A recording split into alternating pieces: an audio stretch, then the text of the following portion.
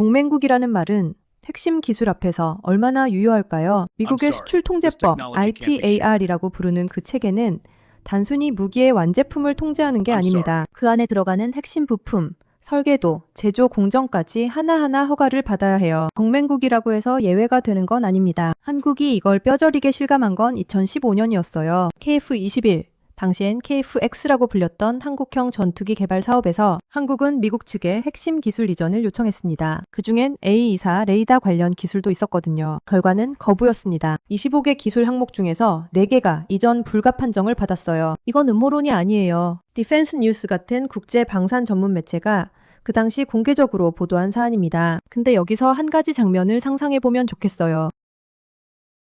2015년 어느 회의실입니다. 한국 측 협상단이 미국 측 담당자에게 서류를 건넵니다. A4 레이더 기술을 이전해달라는 공식 요청이에요. 미국 측은 잠시 서류를 들여다보다가 고개를 젓습니다. 이건 줄 수 없는 겁니다. 그게 전부였어요. 그 순간 한국이 어떤 선택을 했는지 지금부터 이야기해드리겠습니다. 분노였든 굴욕이었든 아니면 냉정한 현실 인식이었든 그 감정이 뭐였든 간에 방향은 하나였습니다. 직접 만들자. 그리고 그 결심이 10년 뒤 세상을 바꿨습니다. 거절당한 한국의 선택지는 많지 않았어요. 유럽이나 이스라엘의 협력을 타진하거나 아니면 스스로 만들거나 두 방향을 동시에 밟으면서 결국 한국이 도달한 지점이 바로 지금이에요. 그런데 이걸 이해하려면 먼저 하나의 질문을 던져야 합니다. 진짜 어려운 부분이 뭐냐는 거예요. 안테나를 크게 만드는 건 어렵지 않습니다. 레이더 시스템을 설계하는 것도 물론 쉽진 않지만 공개된 원리 위에서 엔지니어링으로 풀 수 있는 문제예요. 진짜 벽은 그 안에 들어가는 소자거든요. 총수신 모듈, 그 안에 있는 전력 증폭기,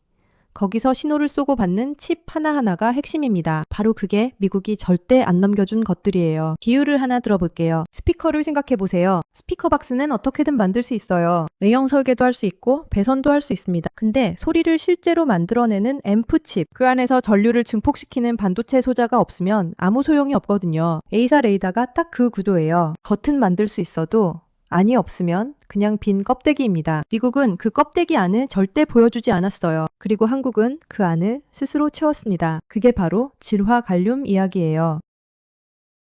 기에이에는 질화갈륨이라는 소재입니다. 기존에 쓰이던 갈륨 비소, GaAs라고 부르는 소재와 비교하면 물성 자체가 달라요. 더 높은 전압을 버티고 열을 훨씬 잘 흘려보냅니다. 그 결과가 뭐냐면 같은 크기에서 훨씬 강한 출력을 낼 수 있어요. 한국전자통신연구원 ETRI가 공식 인터뷰에서 밝힌 수치로는 전력 밀도와 전력 효율이 GaAs 대비 7배 이상이라고 합니다. 숫자로만 들으면 와닿지 않을 수 있으니까 이렇게 생각해보세요. 레이더는 결국 전파를 얼마나 세게 멀리 쏘느냐의 싸움이에요. 근데 강하게 쏠수록 열이 나고 열이 나면 소자가 망가지거든요. 갈륨 비소 기반 소자는 이 한계에서 자유롭지 못했어요. 질화갈륨은 그 한계를 구조적으로 밀어냅니다. 그러니까 전투기에 탑재할 수 있는 레이더의 성능, 천장 자체가 올라가는 거예요. 전자통신연구원은 S대역에서 300W 출력, 10W/mm 이상의 전력 밀도를 검증했다고 밝혔습니다. 그런데 이게 왜 더 대단하냐면요. 이 질화갈륨 소자, 해외에서는 전략물자로 분류해서 수출을 통제하는 대상이거든요. 그냥 첨단 기술이 아니라 나라 간의 힘의 균형에 영향을 줄 수 있다고 판단되는 물건이에요. 미국이 안 팔겠다고 틀어진 바로 그 물건을 한국이 직접 만들어버린 겁니다. 자, 그럼 한국은 정확히 뭘 어디까지 해낸 걸까요? 국산화라는 말이 하나처럼 들리지만 실제로는 여러 층위의 작업이 동시에 진행됐어요. 한 회사가 한 번에 다 만든 게 아닙니다. 이걸 건물로 비유하면 기초공사부터 외벽까지 각기 다른 팀이 동시에 올린 거예요. 그리고 그 모든 층이 지금 완성을 향해 가고 있습니다. 가장 아래층, 소재와 공정 레벨이에요. 북방과학연구소가 2015년부터 2020년까지 진행한 사업을 통해 질화갈륨 전력 증폭 소자를 실제로 찍어낼 수 있는 양산 공정 기술을 확보했습니다. 설계를 잘한다고 되는 게 아니에요. 반도체는 만들 수 있는 공정이 없으면 종이 위에 그림에 불과하거든요. 그 공정을 우리 손으로 준 겁니다. 그 위층이 칩 설계 레벨입니다. 전자통신연구원과 국내 기업 웨이비스가 협력해서 X대역 송수신에 필요한 핵심 칩 3종을 개발했어요. 전력 증폭기, 저잡음 증폭기, 스위치 칩, 이걸 MMIC라고 부릅니다. 2025년 5월 보도에서는 미국, 유럽 상용 제품과 동등한 성능이라는 평가가 나왔어요. 미국 것과 같은 수준이라는 겁니다. 위가 체계 레벨이에요. 레이더 전체를 통합해서 전투기에 올리는 작업이죠. 한화 시스템이 2024년 6월에 방위사업청과 KF-21 AESA 레이더 최초 양산 계약을 맺었습니다. 금액은 약 1,100억 원 규모였어요. 그리고 2025년 8월 5일 용인연구소에서 양산 1호기 출고식이 열렸습니다. 2028년까지 총 40대를 KF-21에 탑재한다는 계획도 함께 발표됐어요. 그리고 LIG 넥스원은 한 발 더 나아갔습니다. 2025년 11월 국방기술진흥연구소와 협약을 통해 국방 전용 반도체 플랫폼 개발에 착수했어요. 레이더 완제품을 만드는 게 아니라 그 안에 들어가는 칩과 모듈까지 우리 손으로 찍어내겠다는 겁니다. 이게 진짜 자립의 의미에 훨씬 가까워요. 이 4개의 층이 동시에 올라가고 있는 겁니다. 그리고 수출까지 해냈습니다.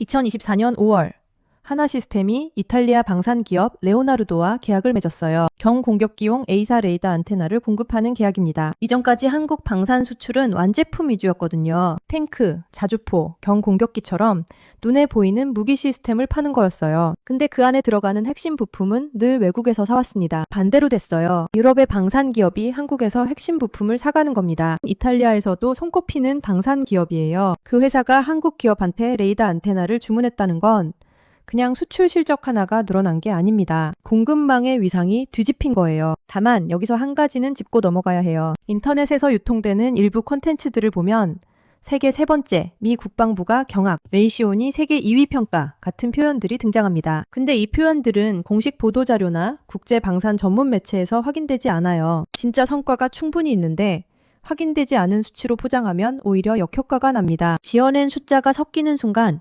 진짜 숫자도 지어낸 것처럼 보이거든요. 팩트만으로도 이미 충분히 뜨거운 이야기입니다. 그러면 팩트로만 정리해 볼게요. 전략물자 수출 통제 대상인 소자의 공정을 자체 확보했고 칩을 국산화했고 레이더 체계를 양산해서 전투기에 올리기 시작했으며 그 기술을 유럽에 팔았습니다. 방위사업청은 KF-21 A사 레이더 비행 시험을 2022년부터 시작해서 50회 비행, 62개 항목을 검증했어요. 만들었다고 끝이 아니라 하늘에 올려서 하나하나 증명한 겁니다. 이 사실 하나하나가 10년 전만 해도 불가능해 보였던 일들이거든요. 기술 자립이라는 건 어느 날 갑자기 선언되는 게 아닙니다.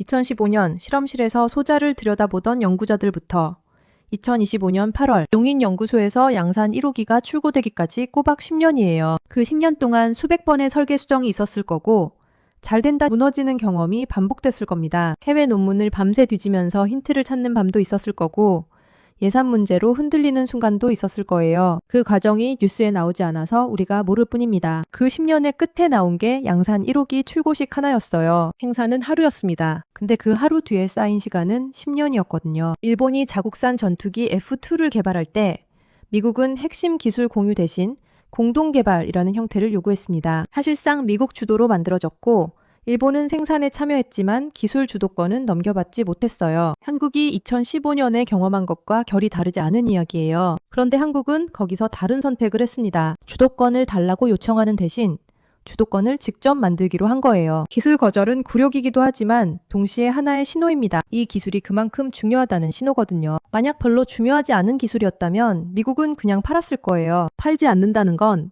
그게 힘의 핵심이라는 뜻입니다. 그걸 한국이 직접 만들기 시작했다는 게 이 이야기의 진짜 무게예요. 그리고 이건 방위산업에만 해당하는 이야기가 아닙니다. 질화 갈륨 소자는 군용 레이더뿐 아니라 5G, 위성통신, 구출력, 전력 변환 장치에도 쓰여요. 전략 물자이기도 하지만 민간 산업의 핵심 부품이기도 합니다. 반도체 공급망 이슈가 전 세계를 뒤흔든 지 몇 년 지나지 않은 지금 이 기술을 우리 손에 쥐었다는 게 얼마나 묵직한 의미인지는 설명이 필요 없을 거예요. 2015년 회의실에서 거절당한 나라가 10년 뒤에 그 기술을 이탈리아에 팔고 있습니다. 기술 패권을 유지하려는 나라들은 앞으로도 계속 수출을 통제할 겁니다. 통제 대상이 되는 기술을 스스로 만들 수 있느냐 없느냐가 결국 나라의 선택지 폭을 결정해요. 2015년에 거절당한 그 기술을 지금 한국이 만들고 있다면 2035년엔 어떤 기술을 누가 한국에 요청하고 있을까요?